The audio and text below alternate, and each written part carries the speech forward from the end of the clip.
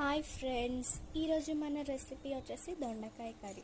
So సింపుల్గా మన దొండకాయ కర్రీ ఎలా చేద్దామో చూసిద్దాం. ప్యాన్ తీసుకొని అందులో ఆయిల్ వేసి, జీలకర్ర వేసి, అలాగే ఉల్లిగడ్డ వేసి బాగా ఫ్రై చేయండి. ఉల్లిగడ్డ అనేది కొంచెం గోల్డెన్ కలర్ వచ్చే వరకు ఫ్రై చేయండి.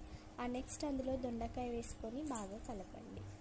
బాగా కలిపాక అందులో ఒక 1 స్పూన్ సాల్ట్ వేసుకోండి. సాల్ట్ వేసుకోవడం వల్ల దొండకాయ అనేది కాస్త త్వరగా ఉడికిపోతుంది. సో సాల్ట్ వేసుకున్నాక దాన్ని బాగా కలిపి ఒక 5 to 10 మినిట్స్ అలాగే మూత పెట్టుకోండి.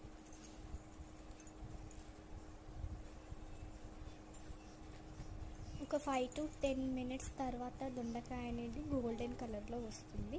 నెక్స్ట్ అందులో అల్లం పేస్ట్ ఇంకా పసుపు వేసుకొని బాగా కలపండి. వెంటనే కారం, తగినంత సాల్ట్ ఇంకా టమాటో వేసుకొని బాగా కలపండి. కలిపి మూత పెట్టేయండి. వెంటనే మన కర్రీ ఒక 10 to 15 మినిట్స్లో రెడీ అయిపోతుంది.